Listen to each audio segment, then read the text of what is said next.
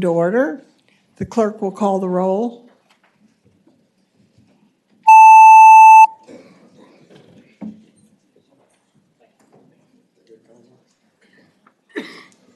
You have a quorum, Madam Chair.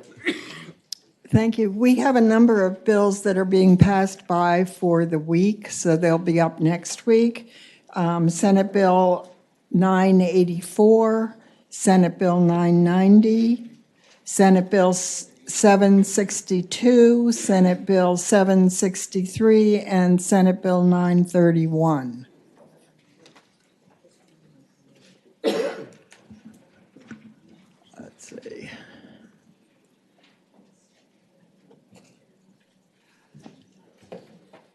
I don't see Senator McDougal who signed up, or Senator Morrissey. Is Senator Reeves here? No. Senator Bell?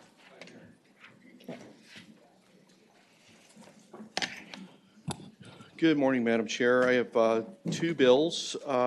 Is there a preference you'd like to take them in? Whatever you want. Okay, let's do SB 268 first. This is a fairly simple bill. It would provide tax exemption for retail sales on gun safes and storage devices. So the intent of this is to make it easier, save a few dollars for people to have safer gun storage. If we look at some of the mass shootings and some of the incidents of violence, unfortunately guns were not stored correctly, and people who should not have gotten them were able to get a hold of them. If you go to line 126 on page 3, at least of the page I have, it gives the bill, which is fairly simple. Selling price of $1,000 or less, and there is a definition for gun safe vault. I know there's a variety of available devices, and we tried to craft this in a way to cover them all. I'll be happy to answer any questions. I think this is a friendly bill to gun owners and helps provide safety to others. Yeah. Senator Norman. Thank you very much, Senator Bell. One of our colleagues traditionally puts in what I would term as an attorney as a strict liability bill on guns that become accessible to children. And my question to you, is this going to be an incremental creep that's going to enhance potential strict liability if people don't have gun safes? Madam Chair, I intend no Christmas tree, no creep, coordinated with no one else on this. It's a standalone, just trying to make it easier for people to get gun safes and make it a little bit more affordable for them. No other intentions here at all. Is there any further questions? Yes. Senator Marsden. Thank you, Madam Chair. I'm spending 50 years in the juvenile justice system and working with the federal government on youth violence prevention around the country. This is one of the kind of the holy grail pieces of public policy in terms of good storage.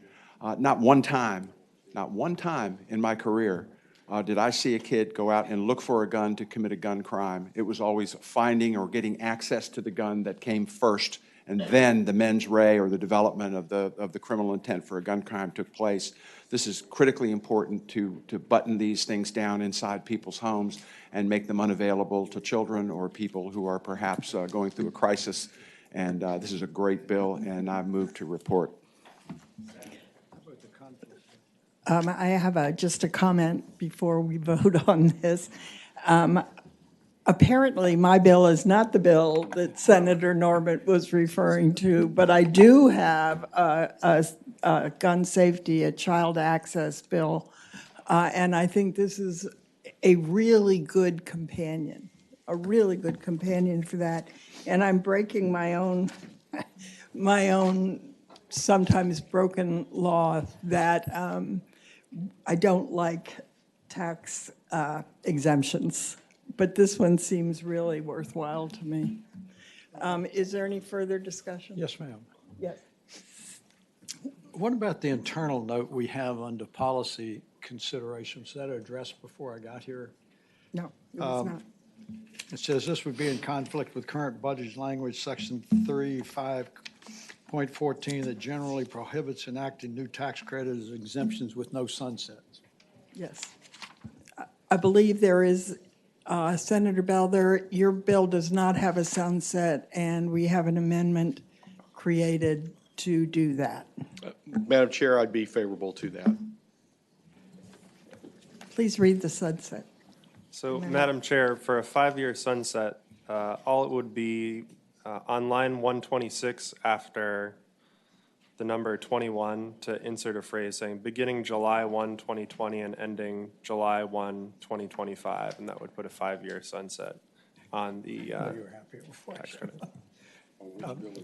Madam Chairman, a question. At one point, I thought the last couple of years, there had been a discussion about trying to coincide some of these sunsets provisions so that they would fall on the same year so that we could have a comprehensive review of these tax exemptions and determine those which perhaps we should eliminate rather than having to do it in sequential years. Did I dream this? Madam Chair and Senator Norman, I think you're right that that was something that was the tax preferences subcommittee, the interim committee, has been working on looking at different tax preferences over several years. And I think that that was probably the intent of the money committees at one point.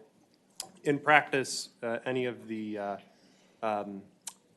preferences that have been enacted haven't actually fallen into that sequence, but I think Charles has something to say. Madam Chair, Yes, it has been the practice of the committee over the last few years to limit the sunset dates to not beyond June 30, 2022.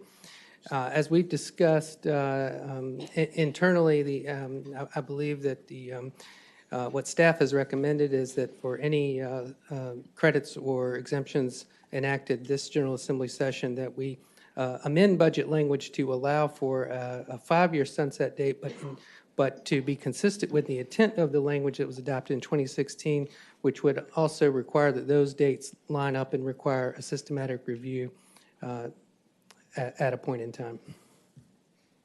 does that answer your question? Yes, Yes, ma'am. Thank you. thank you.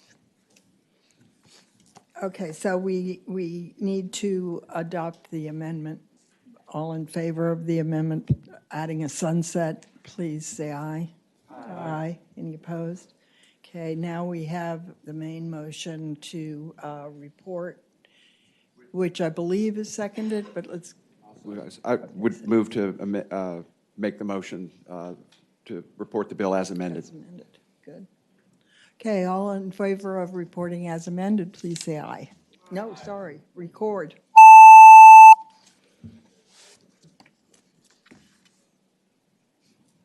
15 ayes, 0 nays. It's reported 15-0. Thank you, Madam Chair. You have a second, Bill? This is SB 745.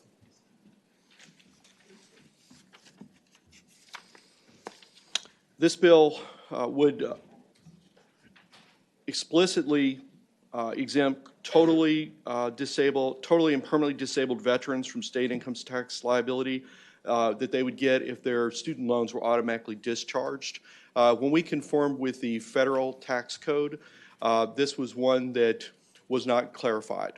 And in fact, the Trump administration, you're not going to hear me give kudos to them very often, but I'm going to give it this time, reached out and said that since those tax cuts go away, and this wasn't explicitly pointed out, that there's been some instances where veterans who were totally and permanently disabled had tax liability in their state because we didn't spell this out.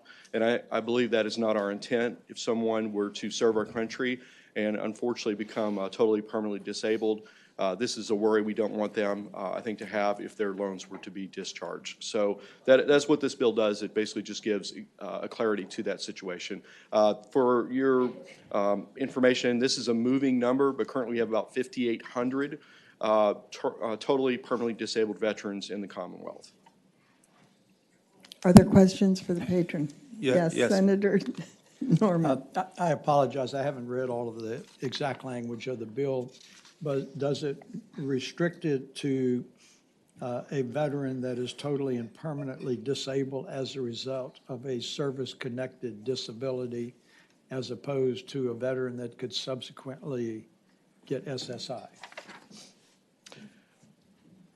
Madam Chair, Yes. we're conforming to the language of the federal designation, which does make it service-connected. Thank you very much. Madam Chair, Senator Eben. and maybe I've got this wrong. The income tax exclusion, this may be for staff, under our constitutional amendment that allows localities to not charge a real estate tax or property tax exemption, is this within the Constitution that we tax everyone equally? Madam Chair and Senator Eben, if what you're asking is whether this income tax exclusion is consistent with the requirement of uniformity in Article 10, Section 1 of the Constitution, the answer would be yes. That language applies to property, but income isn't subject to that rule. So you don't have to worry about it in the context of income taxation, which is why we have a lot more variety in terms of what is taxed and what's not. So there wouldn't need to be a constitutional amendment for this or anything like that. Thank you, and I have one question for the patron. Yes, I Senator Eben. didn't, I have my bill, but I did not check in the computer if there was a fiscal impact statement. Do you know if there was? Madam Chair, there is no fiscal impact because it's forgiven at the federal level, and it's mainly making sure that we're conforming as we intended to do with the legislation we passed last year. And final question. Yes, Senator Eben. So there's no, this is only federal, there's no cost to Virginia at all? Madam Chair, they would be federal loans that would be forgiven, and what they would do is make sure that there's no tax liability in Virginia when those federal loans were forgiven. That's basically the clarification. We believe there's no fiscal impact on this. It's a small population, number one. Number two, right now, many of them are not being charged this anyway, but it lacks clarity. So we want to make sure that there's no doubt on this situation. Charles, you have a comment? Madam Chair, thank you. Just to clarify, there is a fiscal impact statement. What the statement says, as I understand it, is there's no impact to the extent that this would conform with the provisions of the Tax Cuts and Jobs Act. However, those provisions do expire at the end of tax year 2025. So to the extent that those are not extended, there could be a negative general fund impact after that. Okay. And is there an amendment? Suggested amendment? Yes. Madam Chair, so to continue on with what Charles was just talking about a minute ago, one of the ways to sort of prospectively ward off the potential impact down the road would be to include a sunset on this bill as well to make it consistent with when those individual income tax provisions of the Tax Cuts and Jobs Act expire for starting in 2026. So if the committee wanted to do that, the amendment would be on line 30 of this bill after the letter C to insert language just saying for taxable years beginning on and after January 1, 2020, but before January 1, 2026. Is there discussion on the amendment? Is there a motion on the amendment? It's been moved and seconded that the amendment be agreed to. All in favor, say aye. Aye. Anybody opposed? Okay. Is there anyone who'd like to speak in favor of this bill? Anyone speaking against this bill? Oh, sorry. Morning, Madam Chair. Carlos Hopkins, Secretary of Veterans and Defense Affairs, and this is an administration bill, and we support this bill with the amendment. Thank you. Okay. Is there a motion? I would move that the bill be reported as amended. It's been moved and seconded. The bill be reported as amended. All in favor, record your votes. Opposed, nay.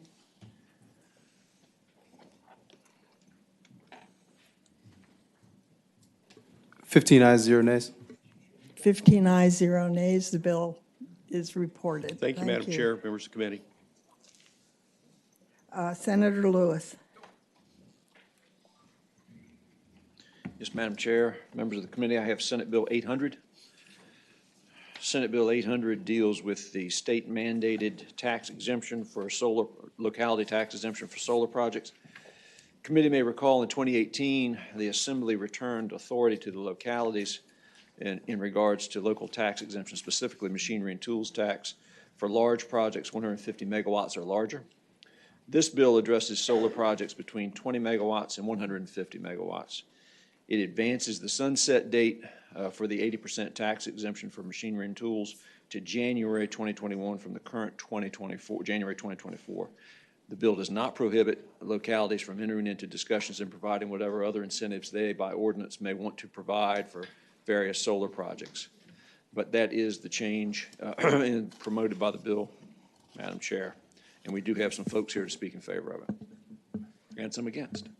Okay, let's hear who's here in favor of it. Madam Chair, members of the committee, Joe Lurch with the Virginia Association of Counties. We do support this bill. One of the critical things to understand is the impact to some of our particularly rural localities.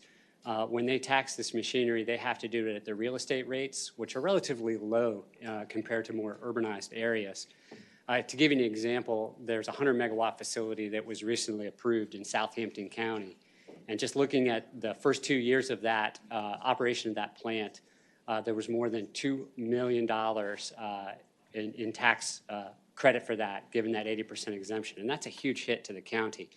What we're proposing here is giving the localities to decide what the right incentive is for these types of facilities. And I think many of them would like to see some of these facilities in there if they can get that negotiated through their local ordinance and make it across the board what that tax incentive should be. Just to give you one example of how that works, wind turbines don't get a mandatory exemption under state code. And yet Botetourt County recently approved a 75-megawatt wind project. And as a part of their incentive for that, they're providing roughly a 56% tax break on the machinery and tools for that project. So we think this can work at the local level, and we'd hope that you would support. Thank you. Thank you. Is there anyone else in favor?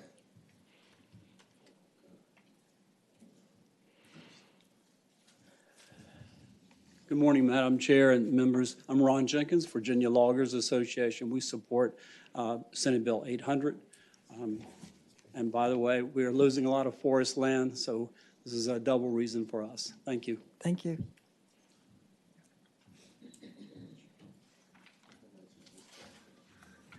Good morning, committee members. I'm Susan Seward. I'm here wearing two hats today. First, I represent the Virginia Forest Products Association, and I would like to echo Mr. Jenkins' concerns about the loss of forest land. In my night job, I'm also the chairman of the Sussex County Board of Supervisors. And to hearken to what Mr. Lurch from VACO just said, our real estate tax rate is 58 cents a hundred. So you can imagine the loss of several thousand acres of forest land per project, what that does to us. I would also say for us, in a forestry-based county, ag and forestry, standing trees equal jobs for us. Those trees have loggers. We send them to mills. We have mills in the county. Consulting foresters manage those forests. So those standing trees equal jobs in rural Virginia. When the solar projects come in, there are no jobs that come with it. So we're getting a double whammy, losing land, low real estate tax rates, and in an ag and forestry-based economy, we're losing the jobs that attach to that land. So for those reasons, we strongly encourage your support of this bill. Thank you. Is there anyone opposed?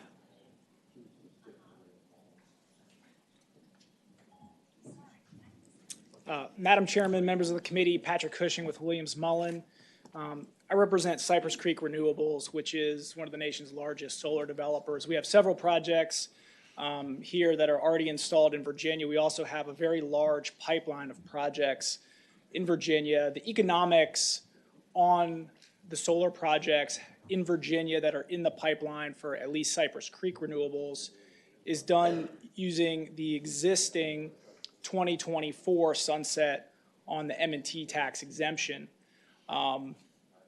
This will change the economics of all of the projects that are currently in our pipeline which are scheduled to go in hopefully before the 2024 sunset date. So from a business standpoint, we have a problem with changing the sunset date for projects that we're already relying on economics and have made investments to research and develop these projects.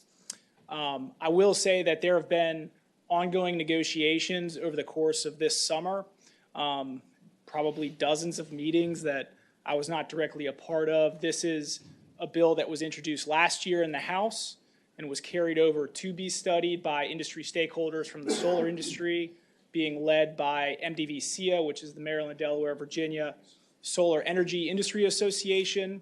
Unfortunately, their lobbyists couldn't be here today. I think there was some thought that this bill would be carried over with Senator Barker's bill, which addresses the very same topics.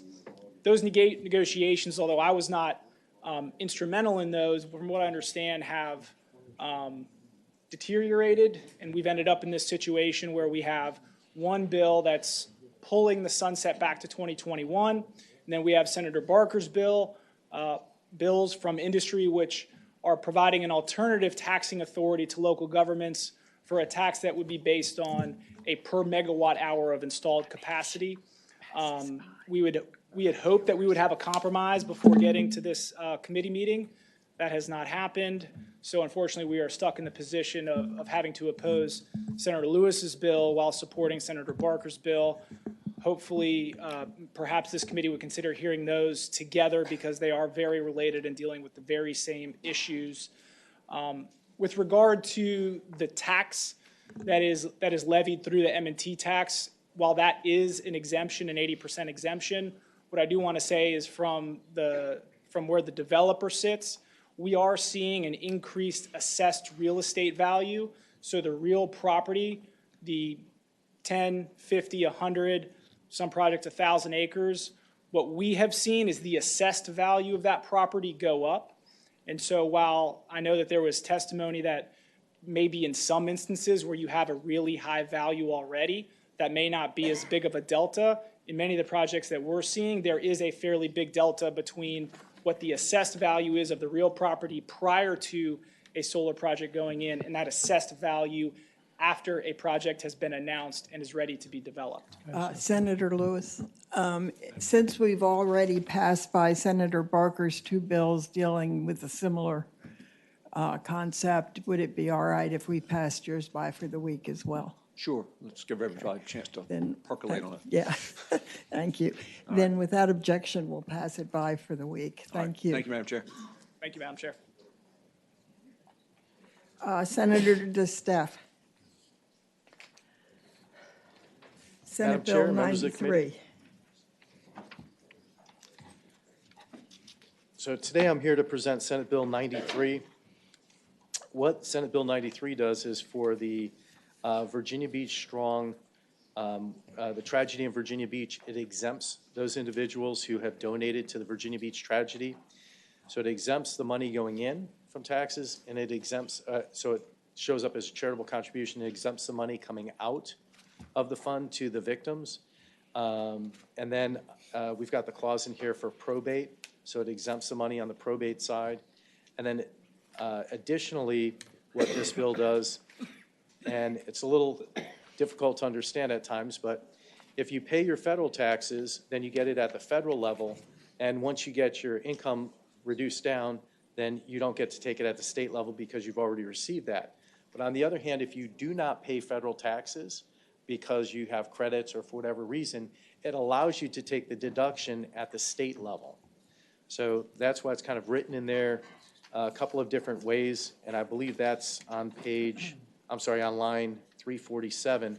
But what this does, and this bill does have an emergency clause as well because people start filing their taxes. I think it's this week or next week. The 28th is the first day you actually file your taxes. So we're trying to get this through so the accountants and everybody can get this correct as folks are filing their taxes. Happy to answer any questions, Madam Chairman. Are there any questions for the senator?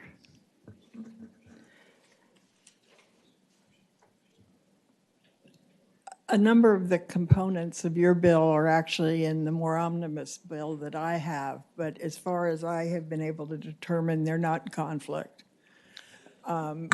Is that correct? Let me make sure from staff. Okay, all right. But they're not in conflict, is that?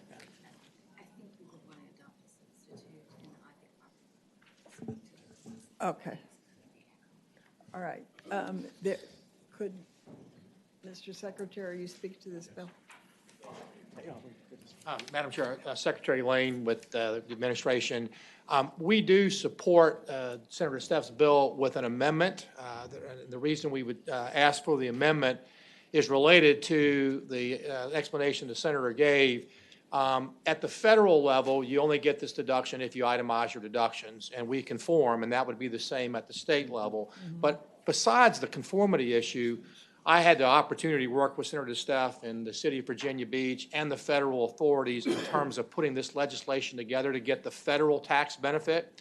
And it was very much made clear to us that because this was for a select group of people, we had to follow precedent. In other words, Boston, unfortunately, that massacre up there was one of the things that we looked at and how they did it.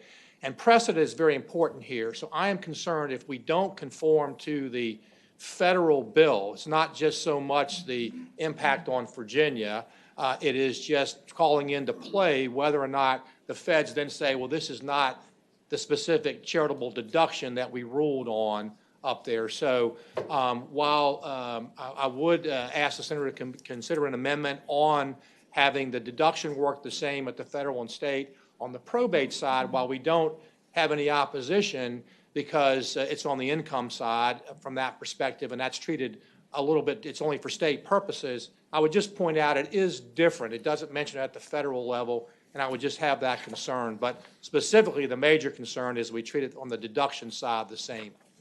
Madam Chair. Senator Peterson. Sort of stirring from my dormancy here. Let me ask just a couple practical questions. So basically what we're doing is we're making those payments to Virginia Beach essentially tax deductible under our state law. Correct. And obviously it'd be retroactive to 2019. Correct.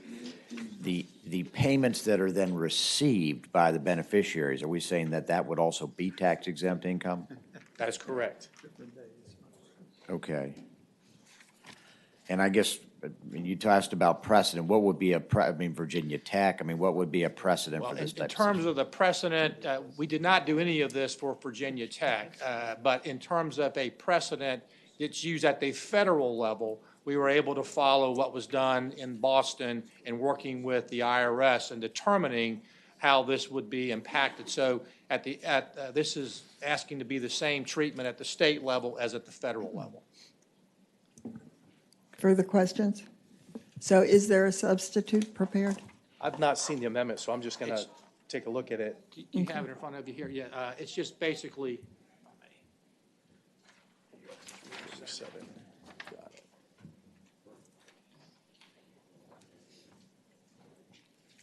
Should have called me, so I would have.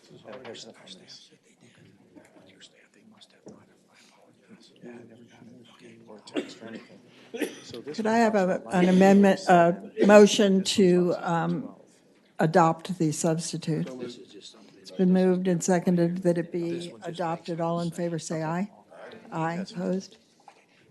It's adopted.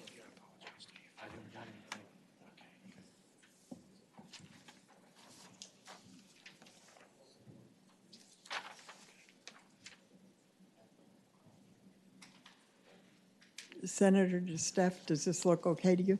I believe it looks okay. Yeah, I don't have any issues with this. Okay. And I note that it still has the emergency clause. So Yes, ma'am. that was Madam Chair. important to you. Okay. Okay, is there discussion on this bill? Is there a motion on this bill? Is there a second? It's been moved and seconded that Senate Bill 93 be reported as amended. All in favor, vote aye. Opposed, no. 16 ayes, 0 nays. It passes unanimously. Madam Chair, members of the committee, thank you very much. Welcome.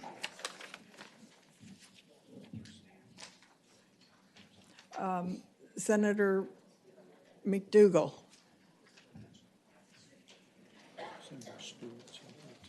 Morning, Madam He had Chair. signed up first. I have two bills. Waiting for- First one is 513.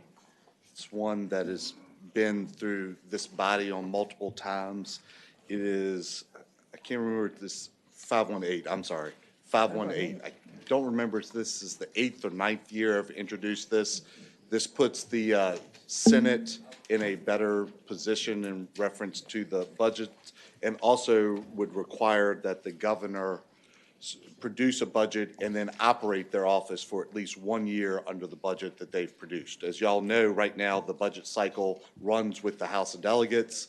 So in their term of office, this would have it run more with the governor so that they are introducing the budget and living under it. I have no illusions what will happen if it passes this body again, but it is my hope that one day we will return to better government and actually switch the year in which the governor introduces the full 2-year budget. We have heard this numerous times, and it's passed the Senate numerous times. So are there any questions for the patron? Yes, Senator Eben. Briefly, how does that impact, does someone lose a year, one of the governors, in putting through the next budget? Do they get a 3-year budget or 1 year? So, right, Madam Chairman, right now what happens is when a governor runs for election, the governor that's in office submits their budget in that third week of December, and then they leave. In January, they're gone, and the incoming governor has to either make amendments to that budget or not, but they're operating for 2 years of their term under the prior governor's budget. So this would switch the years, so when a governor is coming in, they get to operate their administration for 3 years under a budget that they actually craft and produce. So it gives an incoming governor the ability to produce the budget after being in office for 1 year, I guess probably 10 months technically before they have to get the budget out. And when they come into office, that first term, they're in the second year of a budget that's already been introduced, giving them the ability to get their team up to speed. So it really is just a good government process to make sure that a governor is operating under the budget that they are able to introduce. Madam Chair, just to follow up. Yes, Senator I Evans. understand all that, I believe, but my question is just the transition to your proposal. Is there a governor who is going to just get fewer years that they live under it, or who gets shorted? Does anyone get shorted in the transition? Madam Chairman, I don't believe so. I think we flipped this, if I'm not mistaken. You'll have a governor that would have the ability to produce two biannual budgets. So we're not shorting anybody. They still get to produce it in that second year. So the next governor would still have the same amount of control through the process. Thank you. Further questions? Would anybody like to speak in favor of this or opposed to this? Okay, is there a motion on the bill? It's been moved and seconded that the bill be reported. All in favor, vote aye. Opposed, no.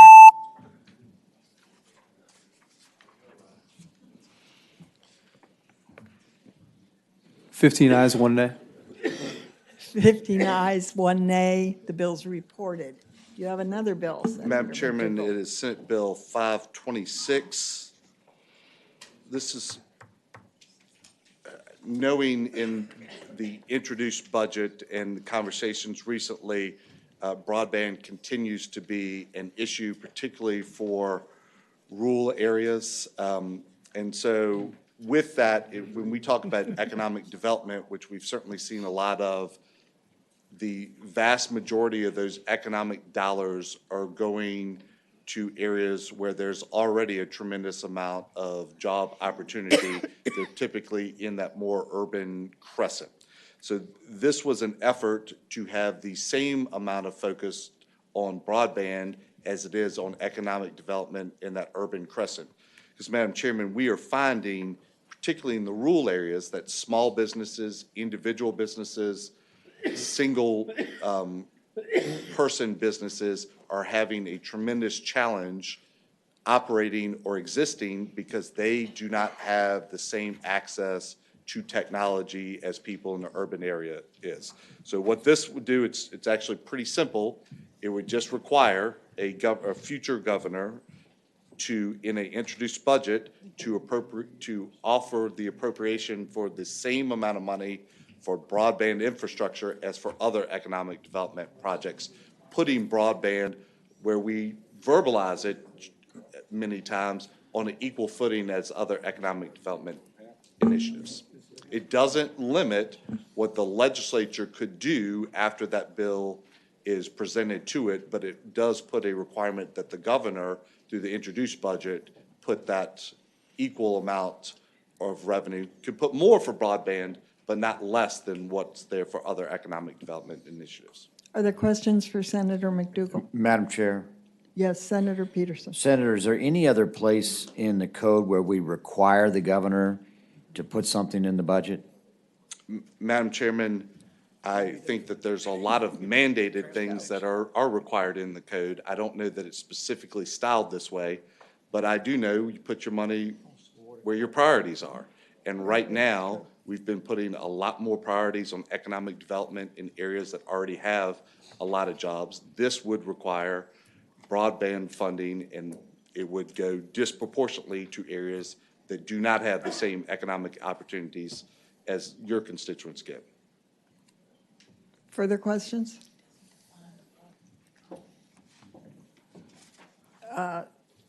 Senator, the general fund impact is kind of overwhelming with it being up to $282 million. Madam Chairman, I would say that it doesn't have to be, because you just change where your priorities are. So that means that it's 282. My quick math means that that's $140 million additional that we could fund to broadband by taking it out of other economic development. So our position is this wouldn't require new funding. It just requires that of the economic development funding you have, at least half of it has to go for people that do not have access to technology to receive it. I realize that this is, if you live in a rural district or district where they don't have access to technology, this is something that actually would create jobs in your area. If you live in an urban area, then you're probably not as excited about this proposal. Senator Marsden. Thank you. Senator McDougal, in our Economic Development and Natural Resources Subcommittee meeting earlier today, I asked the question when they were dealing with the budgetary efforts at expanding broadband, that it was at current spending levels, we're on like an 8-year plan to complete broadband across Virginia. And what would this do in terms of speeding up that timeline? Do you have any idea how this would impact that timeline? Madam Chairman, I find it hard to believe that on current funding levels, it's an 8-year plan. The estimates I've seen are close to $80 billion, not million, but $1 billion to fund that broadband into the rural areas. So even if the committee's numbers are right, and it would, you take $280 million, and so we were putting an additional $100 million out, it wouldn't happen in my lifetime or your lifetime. So this is a modest approach to move the ball funding. But I have, in my district, there are school kids that have no ability to get online. Some of them can do it at the schools, and the schools have to purchase hotspots to be checked out by kids to take home. And even then, some of them still can't get a fast enough speed to do things from where they live. So this is even though I think it's a very creative attempt, and I have no illusions about, I look at the geographic makeup of the committee and realize that it's more urban than rural. But in rural areas, we need the priority commitment to broadband the same way that economic development commitment is going for urban areas. Is there anyone here from the administration who can speak to the to the broadband initiative? Well, I can speak, Madam Chair, to the bill. While we do, in the administration, do support broadband initiatives, we do strongly oppose this bill on three grounds. One, that it does take away, the governor's supposed to make an executive budget, directs him, takes away, infringes upon his authority. Two, it does direct future governors to make expenditures. But three, it's already been mentioned, the fiscal impact of what may happen. And while we share with Senator McDougal that we want to get this to all the areas, there has been a commitment. But I think it's, I would just point out that the General Assembly, once it gets the governor's budget, it can make the decisions it sees necessary to affect something that it does not like. And Senator Norman has quite often reminded me of that. But so while we support, and I know where Senator Dugan was coming from in terms of getting broadband, we do not support this particular bill. Thank you. Would anyone like to speak in favor of the bill? Anybody opposed? Okay, is there a motion on the bill? Move to PBI. It's been moved to PBI. Is there a second? It's been moved and seconded that the bill be PBI'd. All in favor of PBIing signify with yay, and opposed nay.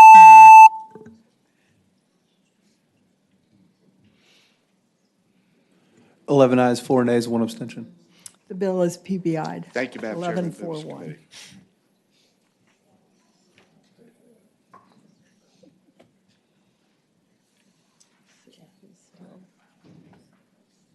Senator Stewart. Thank you, Madam Chair. Good morning. I have Senate Bill 143 and 604. What would Whichever order you want. Let's try maybe the easier one first. Madam Chair, Senate Bill 604, and you all saw this bill last year, and it actually passed overwhelmingly, as I recall. But what it does is it reduces the threshold from $1 million to $500,000 for the scrutiny with regard to whether or not the conservation easement is meeting its conservation value as such. And the director, Mr. Chrisman, can explain better, and Secretary Strickler, but we see more and more of this where the easements are coming in at $990,000 versus $1 million to sort of avoid that extra scrutiny. And there's a lot of money going out of the state coffers in these programs. In fact, some would argue that it's almost becoming a cottage industry where people are turning this into a small business. And the money comes from the taxpayers, and it's money that could be used for other things. And I just believe that we have a responsibility. It's incumbent upon us to make sure that we're getting the benefit of the bargain that we're entering into. And so that's my spiel. I got much more intelligent, sophisticated people here to speak about this than myself. If they want to come up. Oh, I have a technical amendment, but let's hear from them first. Come on up, man.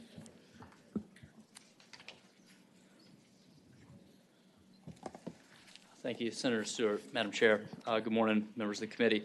Matt Strickler, Secretary of Natural Resources for Governor Northam. This is an administration bill. The senator explained it very clearly. It's pretty straightforward. Right now, under our Land Preservation Tax Credit Program in Virginia, the review threshold for the Department of Conservation and Recreation to take a look at the easement and make sure that it's hitting metrics for conservation value is $1 million. We want to take that down to $500,000. As the senator mentioned, the issue that's arisen over the last several years is one of folks coming in for a tax credit at a value of over $1 million, not passing the conservation review, and coming back with one for $999,000. We've reviewed over the last couple of years all of the easements that have come in or tax credits that have come in that delta between $500,000 and $1 million. And 65% of those, it's not a high number, it's 19 out of 29, but 65% of those would not have met the conservation review criteria. And this is for things like riparian buffers, forest management plans, livestock stream exclusion, very simple but important conservation measures for water quality and other conservation values that we think taxpayers should be getting the benefit of if they're going to give up this kind of revenue. Thank you. Anyone else in favor of the bill? I have a question. Senator Norman. Senator Stewart, if we set it at this new level, is there any way that an applicant could bifurcate their application, come in 2020 and do one just under the amended version, and then come in a year or two later and submit a second application that would fall just under the limit? I suppose theoretically, but I don't really know the answer to that, so I'm going to ask for some help. Good morning, Good Madam Chair. morning. Clyde Crispin, the Director of the Department of Conservation and Recreation. Senator Norman, to your question, the answer is that the tax department would flag that if it's the exact same project, that they would look at that cumulatively, and then it would trigger the review. Madam Senator Chairman, Norman. I'm just thinking that a creative lawyer could figure a way to do that in successive years, even if they, say, divided the property and put it under two separate LLCs. I suppose there's a way that someone could look to do that. I can tell you that we do have one case pending now where someone has done that, where they got a previous tax credit under $1 million, and they're coming back and claiming the remainder, and then that triggered the DCR review. Thank you, Madam Chairman. Is anyone opposed to this bill? Yes, Madam Chair.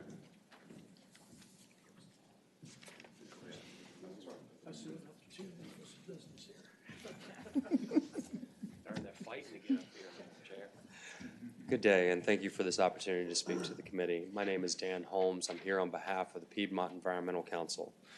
I just wanted to point out a few things about the bill. Most conservation easements in Virginia are thoroughly reviewed and vetted by state agencies such as the Virginia Outdoors Foundation, Department of Forestry, and Department of Historic Resources. We find this review of other state agency easements to be duplicative at best, but also time-consuming and could cause some easement donors to significant delays, as well as potentially pulling certain parts of the property out of the easement. Easements that are not held by state agencies are generally held by certified land trusts, those who have implemented land trust standards and practices and administered by the Land Trust Accreditation Commission. These land trusts work with the landowner to ensure that the landowner's vision for conservation of the land is continued in perpetuity. Conservation easements are a balance. You're often working to achieve the optimal outcome on multiple conservation values, not holding one conservation value above others. So oftentimes it is a true negotiation with the landowner that can last years, if not multiple generations. So I just wanted to end by saying I know of no one in the land trust community that actually negotiate easements that support this bill or think it's a good idea. Most believe that this would cause delays, or worse, portions of the property be removed or people walking away entirely. I ask you to vote no on the legislation before you, and thank you for your consideration. Thank you. Yes, sir. Madam Chairman, my name is Jamie Craig. Since 2002, my company, Beech Tree Group, has conserved over 72,000 acres. That's equivalent to the entirety of Matthews County, Virginia. We presently have over 12,000 acres slated for conservation this year. Please protect land conservation by voting no on Senate Bill 604. There are 4 reasons to reject this bill. First, there is no evidence provided to demonstrate a need to lower the review threshold, and little support exists in the conservation community. No one has spoken in favor of this bill today, and it failed last year.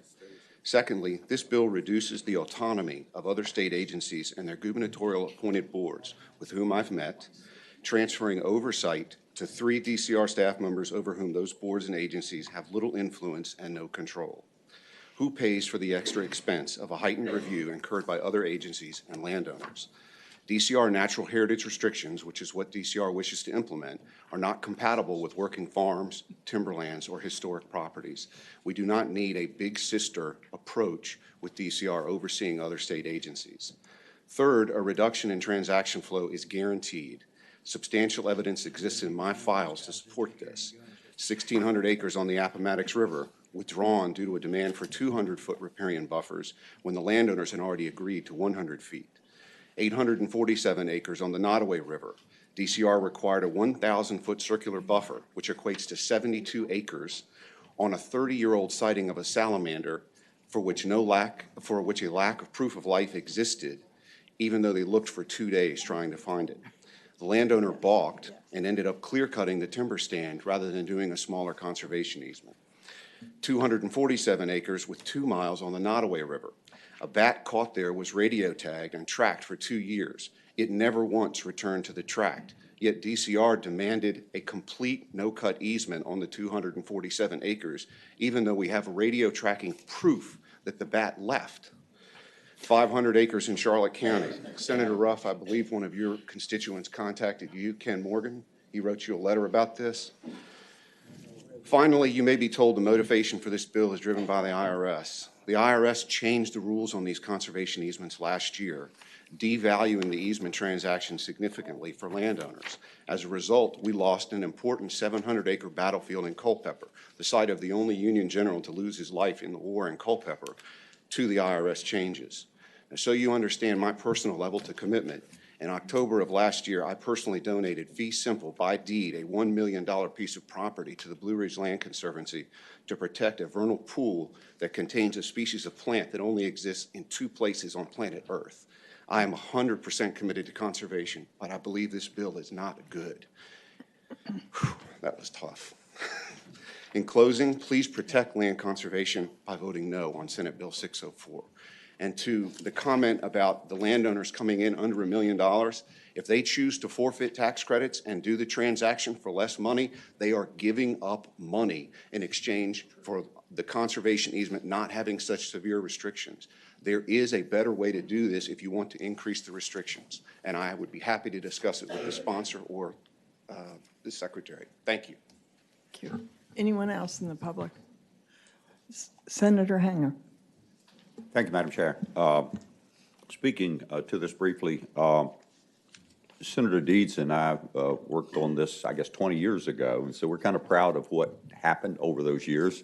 I think we're approaching probably about 900,000 acres statewide have been set aside with restrictions due to this one single program. My opinion on this, Madam Chair, is that if we're going to preserve this program, we need to make sure that we make reasonable accommodations for conservation efforts. And I know there's a mixed feelings in the conservation community, and it would be fine if if we had consensus and we felt comfortable with that. But where we're at now, we have significant obstacles, if you will, or requirements being placed on working farms in the Chesapeake Bay tributaries and in the southern rivers, based on the BMPs that we are requiring and are going to further require. So we're talking about a small number here that would be subjected to this additional scrutiny. And I think, given the fact that there is a significant incentive for this to the landowner, and it's extremely helpful to working farms, that I would hope that we would go ahead and push this over to the House again.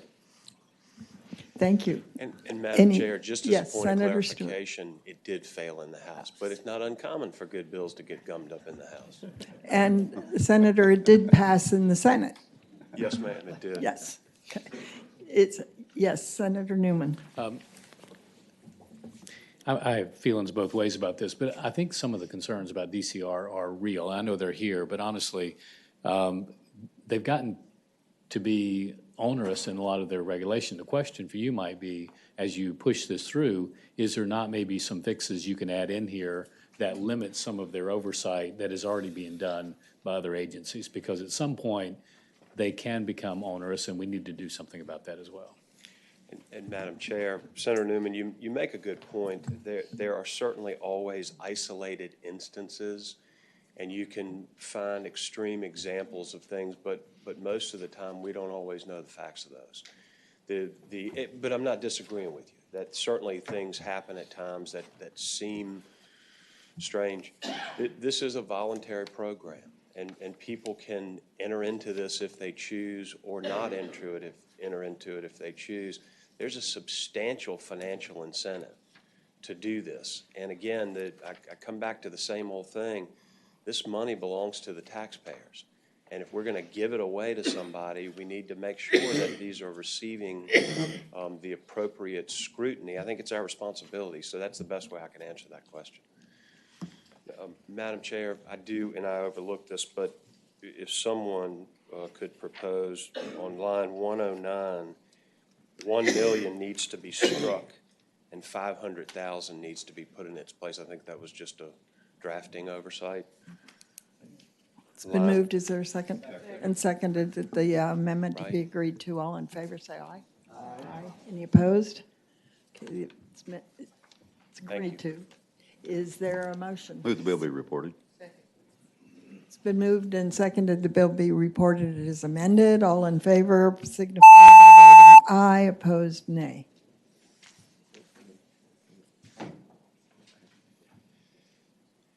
Okay. 11 ayes, 5 nays. The bill is reported 11-5.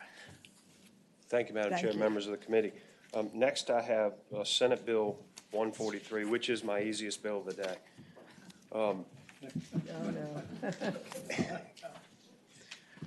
So, as you all know, we all participated in giving spouses of disabled veterans property tax relief, which comes out of the locality's coffers.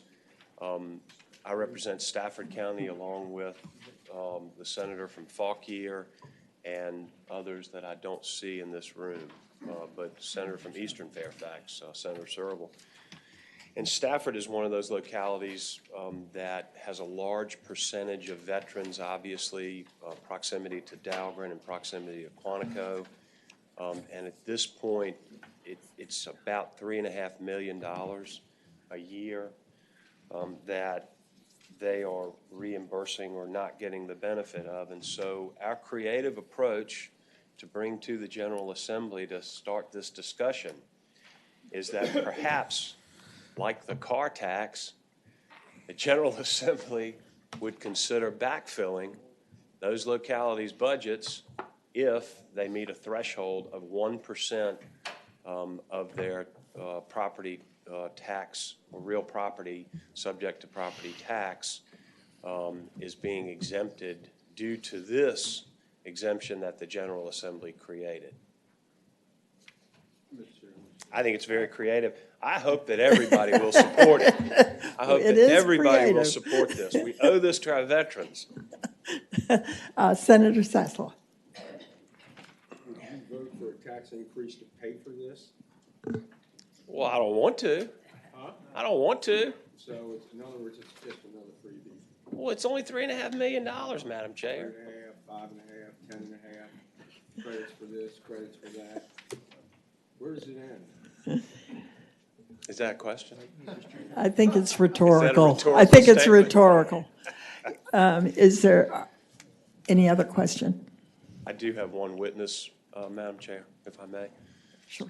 Scott Majowski is the Commissioner of Revenue for Stafford County. Good morning. Stafford County fully supports this bill, and we're not the only one in this situation. A number of other localities, Prince William, Spotsylvania, Hampton, Virginia Beach, Norfolk, have been disproportionately affected by this constitutional amendment, unfunded mandate, really. Stafford County is losing 3% of our real estate tax every year to this exemption, which is about $5 million. It has forced us to have to raise our real estate tax by 3%.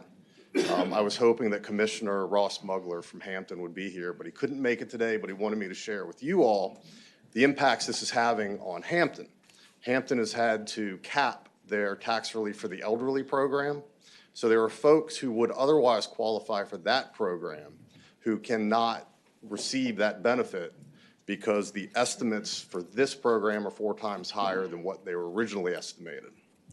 And if we go back to when the bill first passed, it was estimated that there would be, I apologize, 7,700 disabled vets. There's now 19,000 in the state. Part of our concern in Stafford, because of our proximity to Quantico, is the growth. Between calendar year 2018 and calendar year 2019, we've seen a 20% increase in the number of veterans that are qualifying for this program. We all support this program. It is just getting to the point where it is not feasible for us anymore. We don't know how we're going to continue to provide this benefit. I know we have to, but it's going to result in higher property taxes every year at that growth rate. So we fully support this bill, and I'd be happy to answer any questions that you all might have. Madam Chairman. Yes, Senator Norman. Can you remind me, I was trying to pull it up on my iPad, but my IT challenges are getting the best of me. Is that permissive or mandatory for localities to adopt that program? It's mandatory. No. Yeah, the real estate tax is mandatory. I'm sorry. The real estate tax is mandatory. Currently, the personal property tax is local option. However, I believe that there's a bill that's working its way through that will end up as a constitutional amendment to make the personal property tax mandatory as well. We had a lot of discussion about that, Madam Chair, when that constitutional amendment was enacted, and it was a shall rather than a may. So it's mandatory on the locality. Senator. Madam Chair? Yes. But the provisions, as far as how aggressive it is, are local in terms of determining that. We don't set those standards totally. No, the VA actually qualifies. Are you talking about tax relief for the elderly? No. The disabled veterans relief? Or disabled veterans? Yes. Oh, excuse me. Yes. Excuse me. I thought you were talking about tax relief for the elderly. No, sir. Yeah. I wonder, because now I'm somewhat confused, if staff can review some of the history of this and where the responsibility is. Because my recollection, having been here and supporting the constitutional amendment, was that it was optional for the localities, and the amount was also up to them. So have we changed that, or?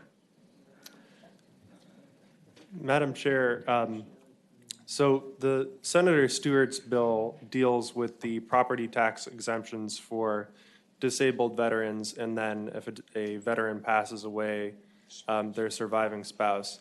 Those exemptions are constitutionally mandatory. What Senator Hanger mentioned a moment ago is a separate and optional property tax exemption program that can be subject to income limitations or net worth limitations, but that doesn't have anything to do with veterans, which is the subject of Senator Stewart's bill. Thank you. Senator Evan. Thanks, Madam Chair. For Senator Stewart, you mentioned, or I think your witness mentioned, that there's a personal property tax constitutional amendment that's coming through the General Assembly or being worked through the process. And I wanted to ask you if it was your intention to support that amendment. Well, Madam Chair, I don't know that that's relevant. To me, it is. I think Senator Reeves has a bill, and I don't know today. I can't answer that question today. Madam Chair, Senator Edwards. what's the fiscal impact of the Commonwealth on this? Does anybody know? I'm sorry, Madam Chair. Senator Edwards, it's not, you can't determine, there's going to be an impact, but we can't determine it right now because we don't have the information from the localities as to what it's costing them every year, other than I can tell you Stafford was $3.5 million. And some of the others may volunteer that information, but Madam Chair, the state is not getting that information from the localities. Madam Chair, so Senator Edwards. so that is to pass it and then figure out how much the impact is, and then that has an impact on the budget, doesn't it? Is that to me? Yes. Yes. Yeah. I think you knew the answer to that anyway. Yeah. Yes, it certainly impacts the budget. Are there Senator Evan? Thank you, Madam Chair. The other question is, we we passed these twice, and maybe we'll have a third amendment. But we chose not to do this when the constitutional amendment passed. And I think the other one we went through, and it was optional, and then we made it mandatory, if I'm not mistaken. Why do we keep, I mean, it just seems to me, and this is maybe not a question, we keep passing these amendments where we feel good in their importance to veterans, and they are important to veterans. But if we want the state to pay for it, I think we should be honest up front and tell the state that they're paying for it. That's just a comment. Thank you. Anyone else? You may have Yes. other speakers, Madam Chair. In favor? Thank you. Good morning, Madam Chair and members of the committee. Katie Boyle with the Virginia Association of Counties. We support this bill. We appreciate Senator Stewart bringing it forward. We think it would be a valuable conversation about a mechanism by which the state could assist in mitigating the revenue impact to localities of providing tax relief to these very deserving citizens. So thank you very much for your consideration. Good morning, Madam Chair. Good morning. Neil Minks, representing Virginia Municipal League, and we too support the bill. We thank Senator Stewart for introducing it. We don't think its proposal is too dissimilar to what's already in the code, and that Senator Hanger, you brought up the real estate property tax exemptions for the elderly and disabled, which is means tested. Also by code, you did put some type of limit on the property tax exemptions for the, at least for those spouses whose, or for those spouses whose spouses were killed in action serving in the armed services, and that the amount of the property tax exemption goes up to the average assessed value within that community, and anything above that assessed value is subject to property tax exemption. So we don't think it's really that incompatible at all. Madam Chair? Senator Edwards. I want to be clear. It is means tested now, or it's not means tested? Means tested for the those applicants who are trying to qualify for the elderly and disabled property tax exemptions, not for the veterans who are 100% disabled or their survivors of those spouses who were killed in action. Okay. Are there further questions? I just, sorry, I didn't see you. That's okay. I am Jeff Seeley. I am in the Caroline County Board of Supervisors, and this year was elected chairman. Mrs. Lucas, your daughter and I, long fast friends. Good to see you. College. I will tell you from the local government perspective, as the unfunded mandates come to localities, I live in a locality where 1 cent of real estate equals $250,000. So in order for us to keep pace sometimes with some of the unfunded mandates that come, I'm also a veteran, served 6 years in the Navy and 4 years in the Navy Reserve. I understand the veterans' preference and the veterans' service and what the General Assembly is trying to do, but local governments have a very difficult time trying to keep pace with some of these. I live in a very small county between Richmond and DC, right next door to Stafford, just north of Hanover. And we do get a number of veterans because the cost of living there is a lot lower that tend to settle there, which ends up costing us a lot more than most people realize. So I would really like to support Senator Stewart's bill that something come to the locality, because it is hurting those of us that are very small. Means tested, 1% for us, as you can imagine, won't take much. I don't have the numbers. I didn't plan to speak, was just here to listen, and just felt compelled to say that for those of us small localities, this is a burden. So thank you for entertaining my comments. Thank you. Is there anyone here to speak against? I just wanted to make a comment. Just for me, I am very uncomfortable passing this until we have more information on what the indeterminate will cost the state. So I would suggest we carry this bill over till next year so we get more information. So moved. Senator. Second. It's been Okay. Well, they entertained the motion. That was the motion that I was considering, but I also wanted to point out to Senator Stewart, because I think this could be considered a message bill, but it's making us think, because we have passed a number of things that just simply pass it down. We feel good, and we can campaign on what we did, but it creates fiscal stress with the local governments when we do that. The point that I wanted to make, this year, I think we're trying to build ahead of steam for the counties giving equal taxing authority to cities and towns, which will be significant. So if we were to carry this over and then continue to reflect on its merits, but then get our push behind, hopefully, equalizing taxing authorities, I think we will have done some good work this year. So I support the motion. Good. Thank you, Senator Hanger. Anyone else? Okay, all those in favor of carrying the bill over until next year, vote aye. Opposed, no.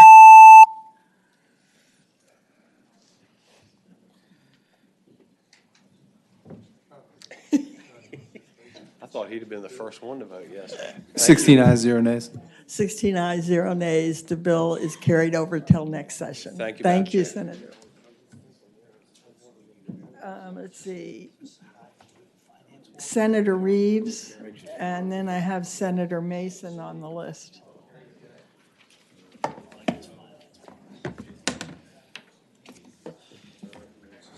Morning, Madam Chair. Morning. I have Senate Bill 458. It's a bill to establish microloans for veterans programs. This is a part of the legislative agenda for the 25 veteran service organizations that make up the Joint Leadership Council of Veterans here in the Commonwealth.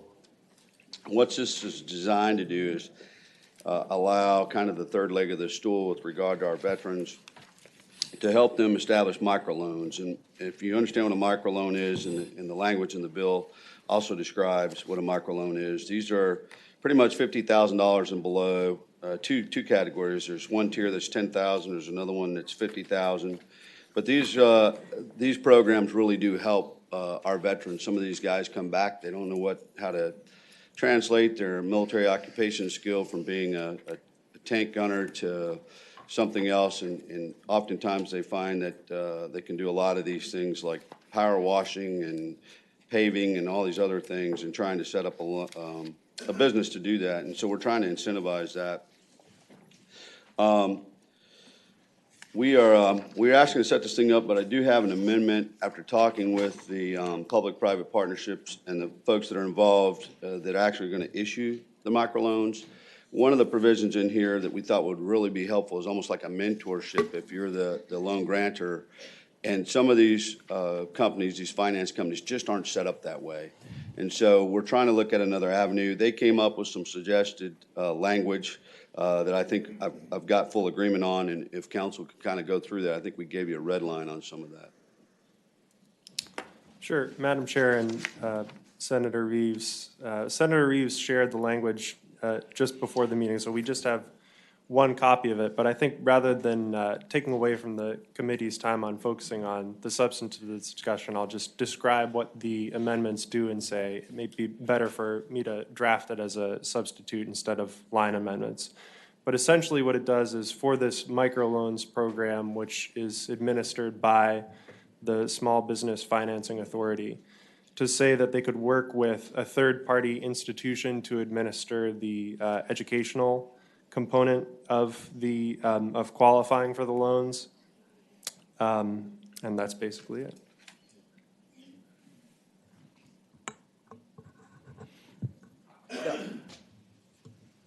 Would someone like to move the amendment? Move the amendment. It's been moved and seconded. The amendment be adopted. All in favor, say aye. Aye. I'm not sure if Opposed? Sorry. there's people here to testify to the, I don't see them here. Some of the other folks that were all part of this thing. But again, Madam Chair, members, this is another one of the top ranking issues for our veterans in the state, to try to get more of our veterans that are coming off and going on to to government assistance to trying to get them out to start their own center. We're not talking a huge amount of loans that you would typically see in the private sector. It does set up some safeguards in place to make sure, like the education component, some of those, that these veterans, as they go and do these things, are not going to default on their loans. And we think this would really help to encourage entrepreneurship in our veterans community. Madam Chair, I have a question. Senator Edwards. Is these loans, 10,000 and up to 50, there are two categories, $10,000 loan and a $50,000 loan, correct? Yes, sir. Madam Chair, these would not be typically for a house. They'd be typically for what? Education or what? No, there'd be an education component to it to help these folks understand what it is to be an entrepreneur and set up a business. In other words, how do you file your quarterly taxes? How do you buy equipment or rent equipment to get your business started? We're talking about think about how much it would cost. I don't think you can buy a franchise agreement probably for $50,000. Maybe you can today, but I wouldn't think it'd be like buying a Subway franchise. I think those cost a lot more. These are basically startups where these guys are trying to get, best analogy I can tell you is, veteran comes out, because I'll give you a real case in point. He was a Lance Corporal in the Marine Corps.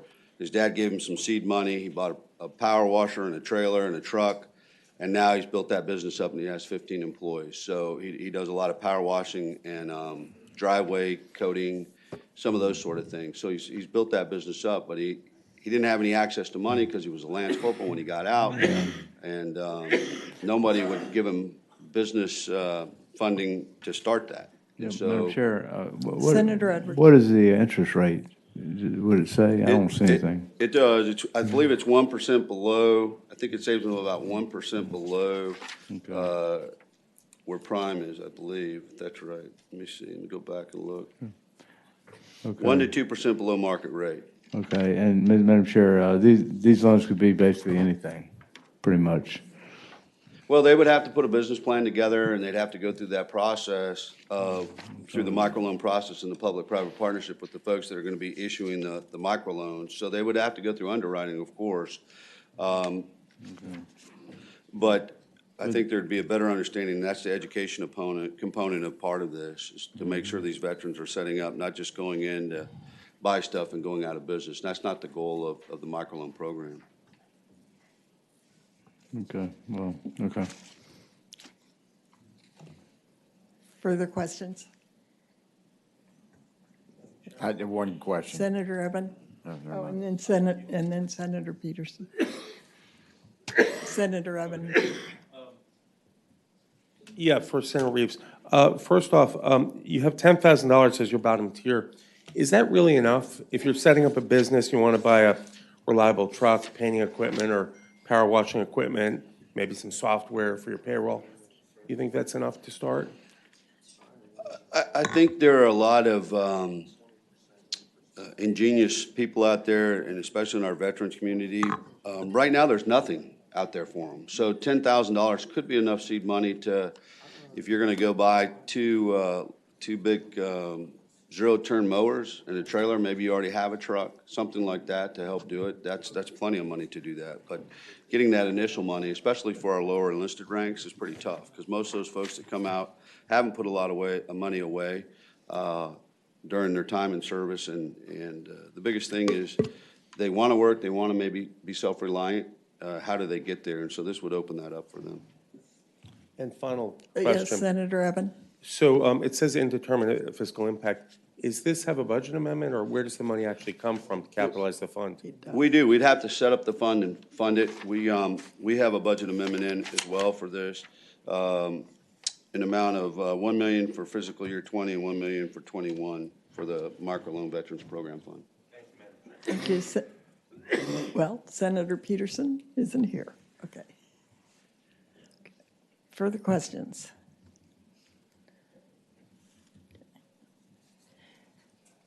It needs a clause. If there is a motion to report, I think it's going to need the clause. And it would be the substitute, too, because he's got to switch The that language. substitute, yeah. Okay, there's a second to put the clause on the substitute. Okay.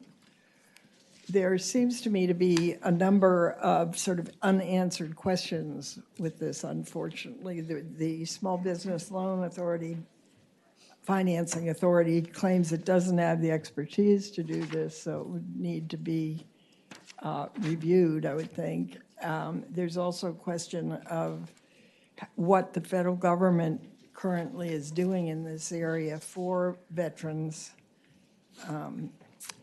I find this, and the amount is indeterminate, which is also. Madam Chair, I will get that information to you, and I'm sorry I don't have that for the committee today, but by the time we get ready to go forward on any of it, I'll have all that information for you on what the feds are doing to help. Yes, Senator McClellan.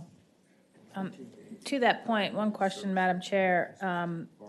If the authority doesn't have the expertise, have you had any conversations with any other state agency on who could administer the program? Madam Chair, Senator McClellan, we have, and we're trying to understand exactly where we want to fit them now, because this kind of popped up on us because they had real concern. Not that they wouldn't want to help those folks, but they're not, and that's not their business model, microloans, right? And it's not like they're borrowing hundreds of thousands of dollars where there's a huge financial stake for them. They're kind of doing it out of the kindness of their heart. And so we are working on that within the administration itself. Carrie Ann and myself and Secretary Hopkins are trying to, we do have some entities that are going to take this on. We just got to figure out where we're going to plug them. Madam Chair, based on that, would it be appropriate to take this by for the week to see if they can figure out what other agency could handle this? Is that a substitute motion? Yes, substitute motion. I'm fine with that. It's been, the substitute motion is we carry it by for the week. And that'll give council time to draft it up as well. Good. We can put that in. Good. Then all in favor, aye? Aye. Thank you, Madam Chair, committee.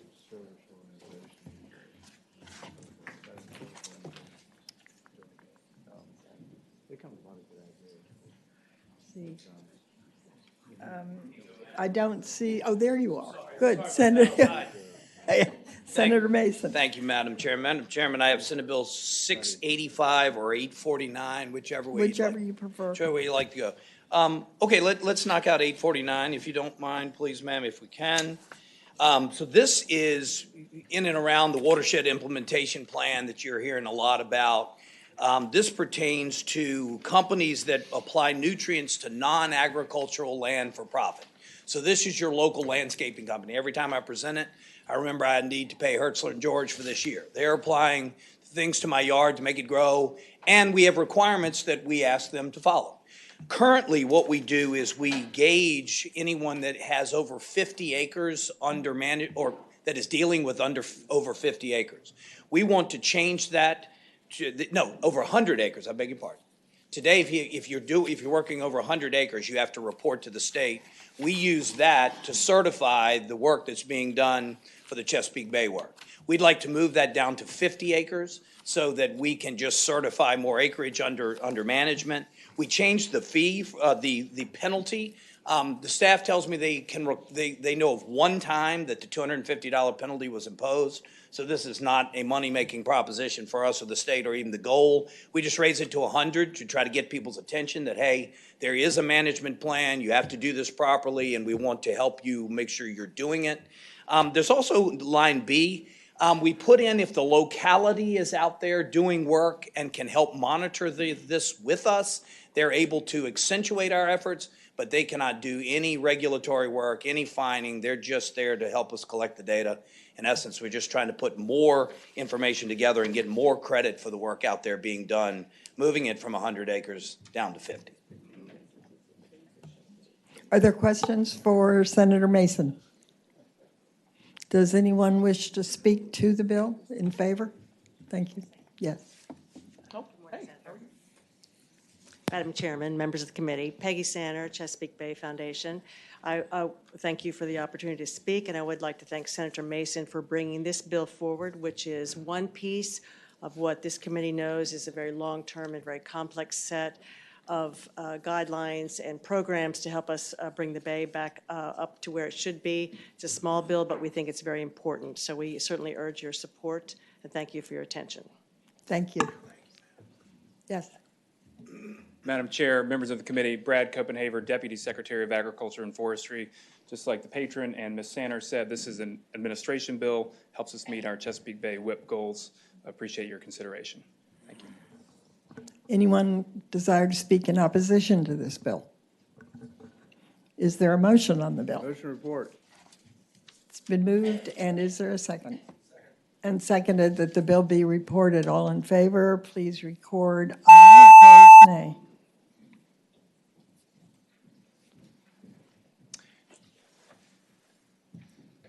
Sixteen ayes, 0 nays. Thank you, Madam Passes Chairman, members of the committee. unanimously. Thank you, ma'am. You have Second another bill is bill. Senate Bill 685. So 685, you will see the changed lines between line 25 and 31. So heretofore, currently, political subdivisions that deal with pollution control. In my area, that's Hampton Roads Sanitation District. If they're doing work and they're purchasing wastewater equipment or building, they do not have to pay sales tax, okay? So to this point, when they can contract with someone to build something for them, it had been the procedure over the last 30 or so years that that group was not paying sales tax because it was being done for a political subdivision. And I don't know what triggered it, but there was a JLARC report in the interim, and I think DEQ, it does it differently in their air division and water, that the air division replied it retroactively. So you had to finish the project before you got the credit for the sales tax. And these are 3 to 5 year projects. To this point, it had been that you got that credit along the way, and so you could bid it and do the work accordingly.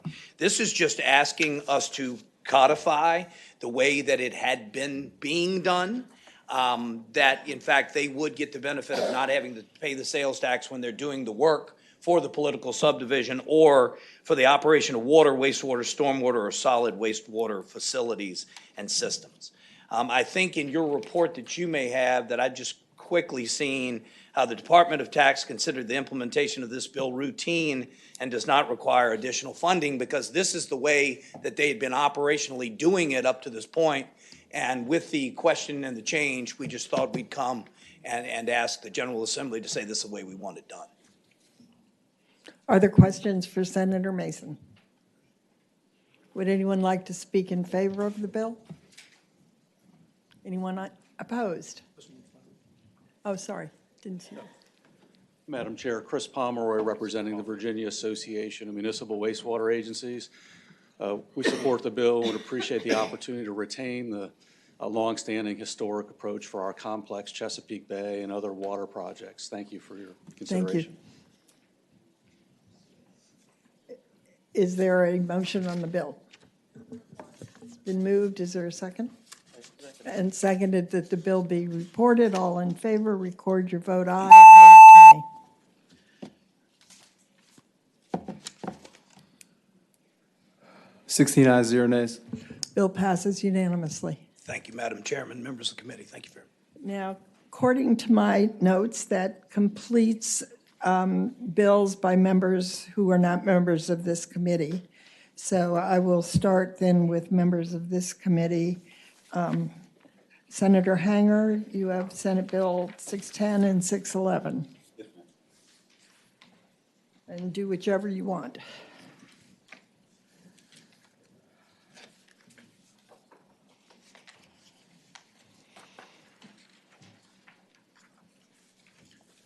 Thank you, Madam Chair and members of the committee. First, Senate Bill 610. Both of these bills, Senate Bill 610 and 611, are basically following up on agreements that were vetted with the administration and the MEI Commission this past year. Senate Bill 16 has previously gone through the Education Committee before being referred here. It sets up a pharmaceutical manufacturing grant program for a business and entity in Rockingham County. And it's somewhat unique in that it has certain requirements. The major employer there that we're talking about is Merck. They've committed to investing over $1 billion in new capital with 152 new jobs.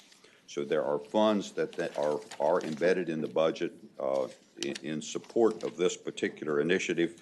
It's unique in that it also sets up a $2.5 million program through the community college and the local college, the university there, state university there, to assist in training the employees that will be employed at this particular facility. Madam Chair, as you're aware, the MEI Commission was established so that these projects, as we did last year with others, including Amazon, to vet these with the administration so that we can make commitments in a timely manner. So the commitments have been made. Obviously, there are instances where we can modify those commitments, but this bill represents the agreement that was reached at that time, which was announced by the governor last spring. Are there any questions for Senator Hanger? I think $1 billion investment is worth noting. And as far as the state fiscal impact, it is $7.5 million in grants. There's a chart that it's available to you over the next couple of years. $7.5 million if they meet the criteria for employment and for the investment. Okay. Anyone like to speak in favor of the bill? Mr. Secretary. You back there? Are you okay? Okay, good. Madam Chair, thank you. Brian Ball, Secretary of Commerce and Trade, and we are wholeheartedly in support of this measure. And I would like to note it's in Rockingham County, and the next bill you're going to hear happens to be in Pulaski County. So our governor is committed to economic development throughout the Commonwealth, and these projects are two wonderful examples of that. Thank you. Thank you. Anyone else wish to speak in favor? Is there a motion on the bill? It's been moved and seconded that this great investment bill be reported. All in favor, record your vote aye.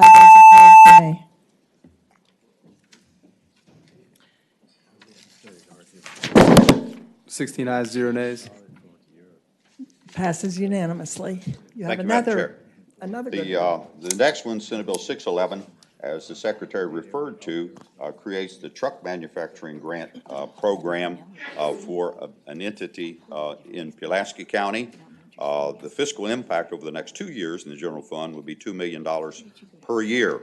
This requires a minimum capital investment of $397 million and the creation of at least 777 new full-time jobs. This, of course, is a truck manufacturing facility in Pulaski, which we worked with before through a grant program. This is a major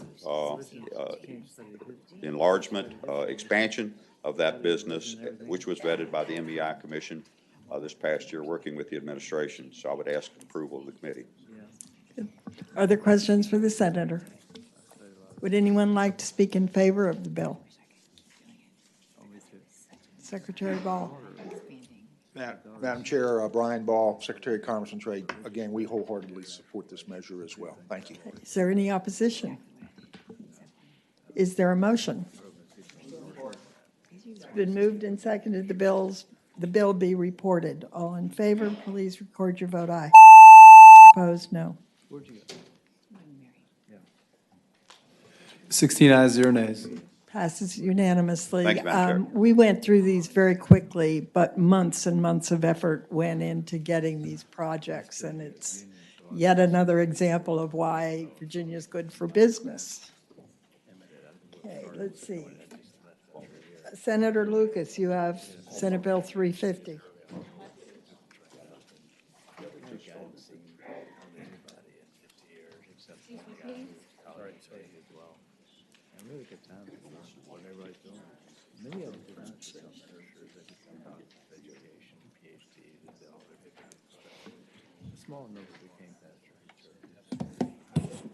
Thank you, Madam Chair, members of the committee. I have Senate Bill 350, and it is an Emergency Upgrade Assistance Grant Fund. The summation of JLOC study requested by this legislature in 2012 following the Hurricane Katrina event, HJ 132 requested a study regarding the ongoing planning and preparedness efforts through the Commonwealth regarding homeland security and emergency management.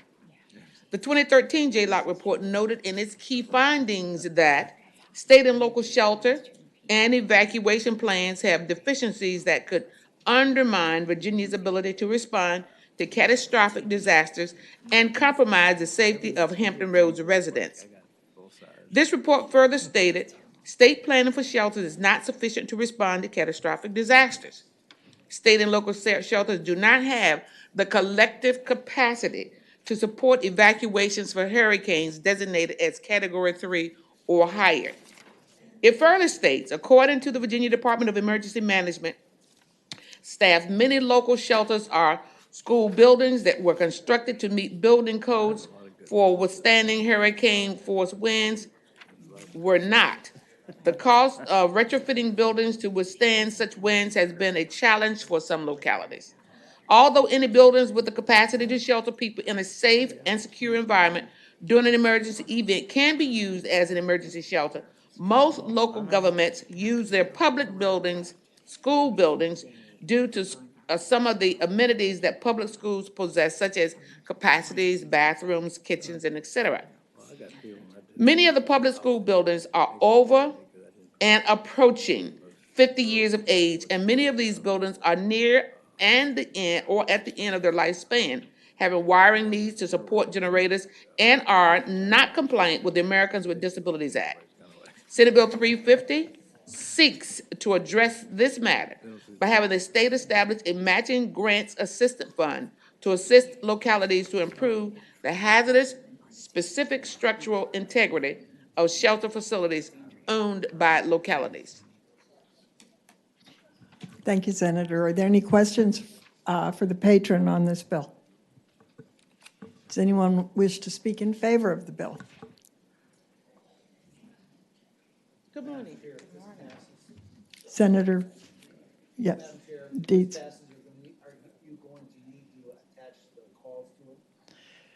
I believe this bill was written so it's for what's appropriated. So if I'm correct in that, it does not need the clause. Creates the fund. Yes. Hi. Good morning, Madam Chair, members of the committee. My name is Sherry Neal, and I'm the Intergovernmental Affairs Manager for the City of Portsmouth. And we thank Senator Lucas for bringing this bill forward. It came to our knowledge during the Hurricane Florence incidents a couple of years ago when we were under emergency evacuation. And in the City of Portsmouth, we have zones A, B, and C. We evacuated Zone A, and had we had to move to Zone B, that would have been 90% of the population of the City of Portsmouth would have to have been evacuated.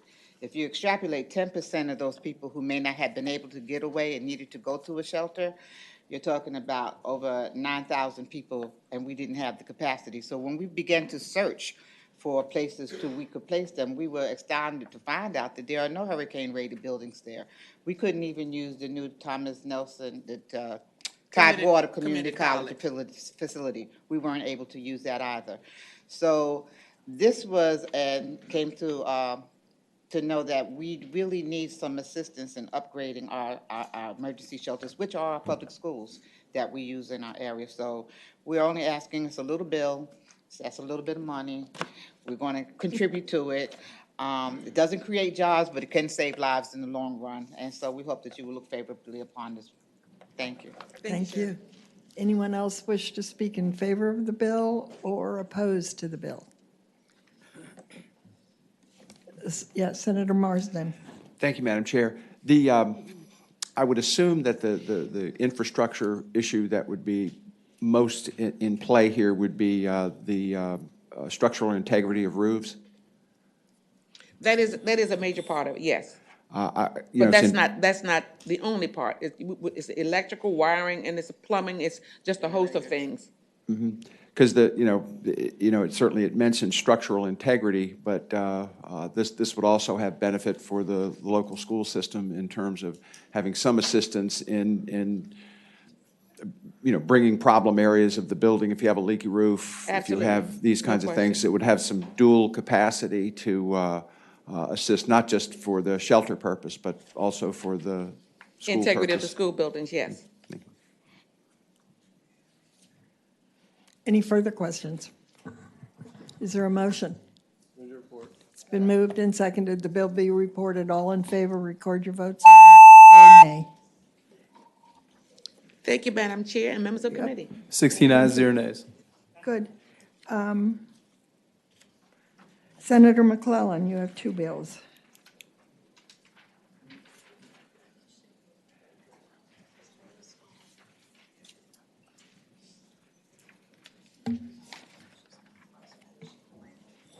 Thank you, Whichever Madam order you Chair. want. I will start with Senate Bill 725. Both 725, 727, and then another bill you may see later are all a part of a package from the city of Richmond to help them, give them more tools in the toolbox to help incentivize affordable housing and also to, at the same time, address gentrification that comes with some of the redevelopment that has occurred in the city. Senate Bill 725 would add the city of Richmond to the three other cities in the Commonwealth that are allowed to impose a different real property tax on improvements to real property that's different from the land that the improvements are on. The city would have to give, just as the other three cities, public notice and provide an opportunity for a public hearing before they could impose that different rate. And I have someone from the city of Richmond who's available to answer any questions that you may have, but this was part of their legislative package. Are there any questions? I assume you're for this, so. Okay. Anybody wish to speak in opposition? Is there a motion? It's been moved and seconded. The bill be reported. All in favor, record your votes. Aye. Opposed, no. 16 ayes, 0 nays. Passes 16 to nothing. Okay, you have one more. Thank you, Madam Chair. Senate Bill 727 would increase the maximum duration of local real estate tax exemptions for structures in a redevelopment or conservation area or rehabilitation district from 15 to 30 years.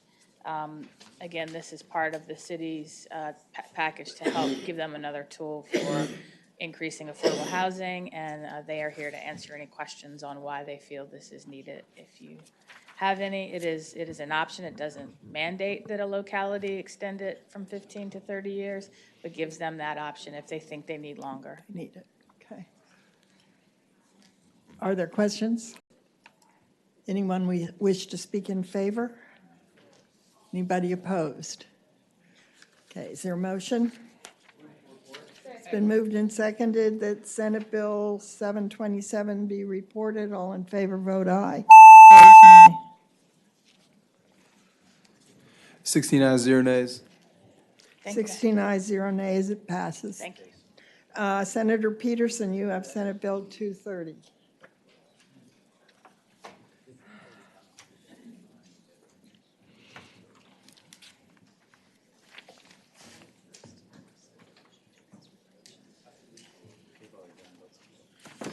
Madam Chair, members of the committee, Senate Bill 230 is a fairly small bill, and that was brought to me by a settlement attorney.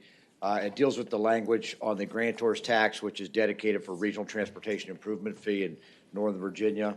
And it just basically, right now, the code says that the grantor of any deed or instrument that's transferred pursuant to this code section has to pay the tax. But there can be times where, as part of a negotiation for a real estate settlement, the grantee, which is to say the buyer, chooses to pay the tax. And apparently this time, the buyer went down to the clerk's office to pay the checks, and they refused to take the check. So kind of silly, but anyways, he asked me to put the bill in, and that's what I did.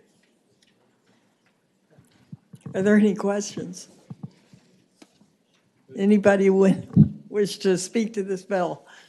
Okay, it's been moved. Is there a second? And seconded, the bill be reported. All in favor, record your votes aye. Opposed, nay.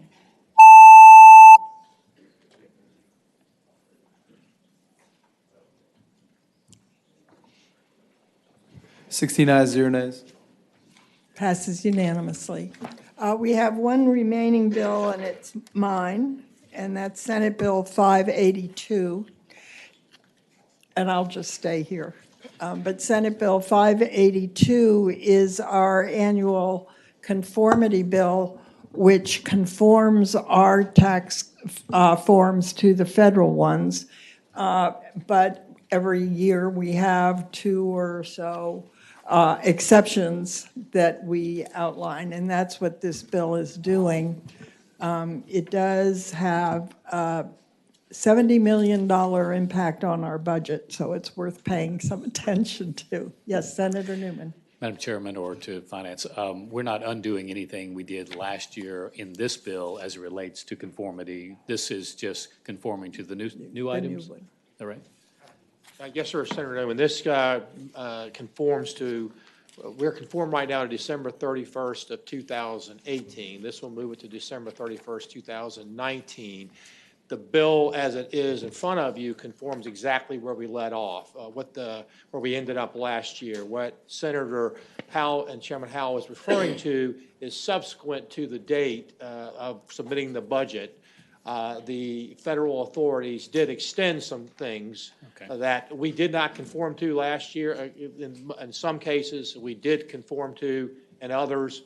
And that's the fiscal impact she's speaking of, should we choose to conform totally to what the federal authorities did after December 20th. I understand. Thank you. Are there questions for the Secretary? So, Madam Chair? Yes. Has a substitute been considered since this? Oh, do we have one? I'm sorry. Okay. Okay. Well, okay, perhaps if you were to speak to the provisions. I'll explain to you. So we have 2 possible substitutes. There are basically 3 provisions that we currently, in the past year, conform to, but they've been extended now by the federal authorities. The first one, and we have deconformed to this in prior years, is the medical expense deduction. Currently, the federal level, that's limited to 7.5% of your adjusted gross income. In the previous years, Virginia has deconformed to that, and therefore that has a fiscal impact of approximately, in the first year, $39.7 million of the budget, and in the second year, $14 million in the budget. So that is the most significant piece, and we have deconformed from that. The reason it was not in the budget was because at the time the budget was printed by the governor, these things had not been extended. So we have precedent, and we are the administration's position is that it's what we have in the budget, but we do have precedent if you choose that we have not conformed to this provision in previous years, and it is the most significant in terms of fiscal impact. The second one deals with disaster relief. This is one that we have not deconformed from in the past. We don't have a history of deconforming from this, and therefore that would be roughly about $17 million in the first year of the budget and approximately $4 million in the second year of the budget. This allows people to make contributions to certain disasters that occur, not necessarily in Virginia, but across the United States, and allow them to take a deduction. And our precedent in the past has been to conform to this, meaning that this would cost roughly, in the 2 years, roughly $20 million in the budget. Now, those are the most significant 2 items to consider. There was a third one called the unclassified, let me make sure I get this right, unrelated business tax, the UBIT. And this is euphemistically called the, I guess, the pastor's law, or has to do, for instance, if you had a pastor that got a parking space, and the church is who we heard most from this from, paid for this pastor to use a parking space in downtown urban lot, he would have to report, or she would have to report income on that. That is not significant, just a few dollars, and we would recommend we go ahead and conform to that if you choose to. Now, having said all that, every time we deconformed, and we have some people here from the Virginia State Society, that causes them issues in terms of tax preparation. So I'm always speaking in terms of general fund impact on this, but where we do deconform, that does cause additional preparation time, and you have a difference between federal and state purposes. So those are the particular issues that are in front of you. And again, if we were to conform to all of them compared to what we have in the budget, it would be about $70 million. The most significant one would be the medical expense deduction. And again, we have a precedent of not conforming to that, although I think when you hear from the society members, they had significant issues in terms of preparation and not sure if the benefit exceeded the preparation cost, but that's a different issue, not related to the impact on general fund revenues. I know this is very complicated. Does anyone have questions for the Secretary? Madam Chair? Yes, Senator. I would only state my personal preference in that we have, on the medical piece, we've deconformed with that in the past, and we'd be uniform to take that piece in their substitute as opposed to the other two. And I would so move. Do you want? That is a substitute. Do you That want is to move substitute. that That's substitute? right. Okay. Madam Chair, Is there a second on that? I have a question. Yes, Senator So Newman. if we do that, Senator Hanger, how do we deal with the other two? In other words, what is the substitute? Silent on the other two, or do the other two have a persuasion on the other two? I'm sorry, Senator. That's right. If I'm following you correctly, the substitute would continue to conform on the other two so that we would actually not receive that revenue. We would be absorbing $20 million. I second the motion, Mr. Chair. That's correct, yes, sir. Is there further discussion on this? Okay.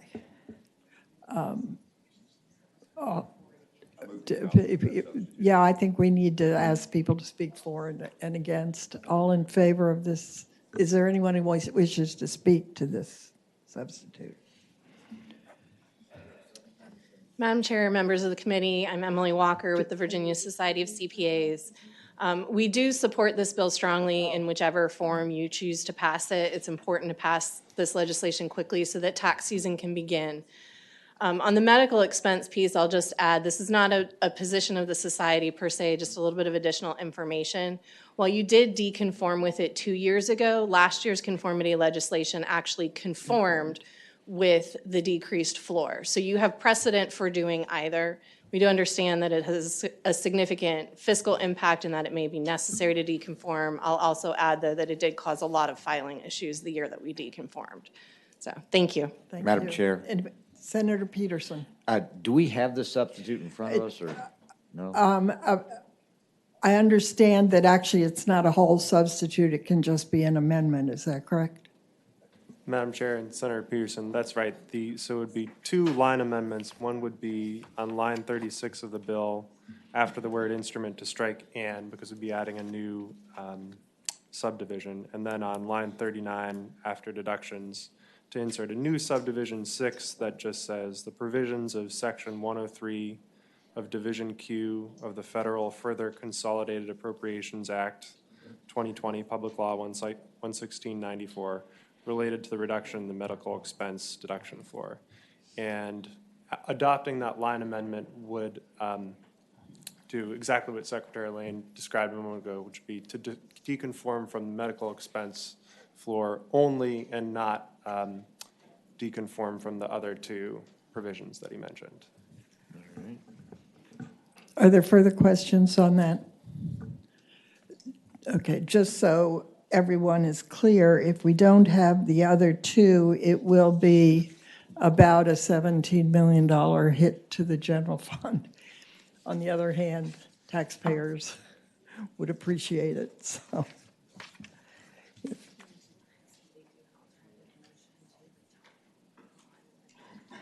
All right. Okay, we need an alternative motion to. Madam Chair, I was under the to do impression it was going line to be a am- substitute, but I was would too. move the adoption of the line amendments that conform on the medical and deconform on the others. Is there a second for that? It's been moved and seconded that. Backwards. I said that backwards, but deconform on the medical and conform on the others. Got that? I would set it backwards. I'm sure they got that. Who knows? He got it. Okay, all in favor of the amendment signify by saying aye. Aye. Aye, any opposed? No. One no. Okay. Now, is there anyone else who wanted to speak to this? No, okay. There's a motion to move to report as amended. Is there a second? Okay. It's been moved and seconded that the bill as amended be reported. All in favor, record your vote. Aye. Opposed, nay. 15 ayes, 1 nay. It passes, 15 ayes, 1 nay. Thank you, Madam Chair. Thank you. Does this complete the, it does complete the docket? Good. In that case, the committee will rise.